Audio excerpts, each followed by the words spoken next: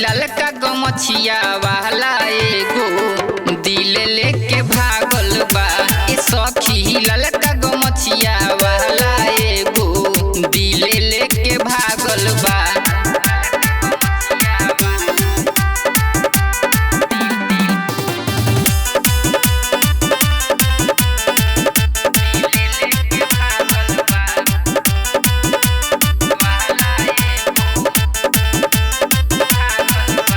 प्यारे में ओकरा भइनी दीवानी, जहिया से लड़ल बा अखिया रे। आवेला याद बड़ी सुन ये सखी ओकर मीठी मीठी बतिया रे।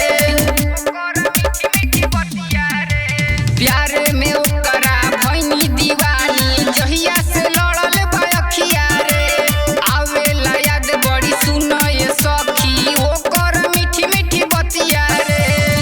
हमू बानी पागल उहो हमरा खाती पागल बा। हमू बानी पागल उहो हमरा खाती पागल बा। ए सखी ललका गमछिया वाला एगो दिल लेके भागल बा।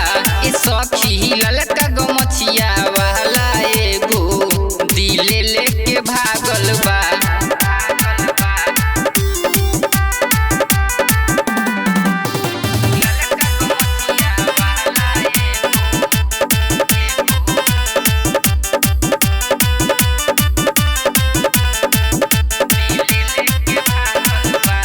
हरदम बेचैन रहेला जियरा, लागे न कतहु मनवा रे। का हम बताई पवन के बिना निके न लागेला खनवा रे। हरदम बेचैन रहेला जियरा, लागे न कतहु मनवा रे। का हम बताई पवन के बिना निके न लागेला खनवा रे। लखन के प्यारे में शोर करती छागल बा। लखन के प्यारे में शोर करती छागल बा। ए सखी ललका गमछिया वाला एगो दिल लेके भागल बा।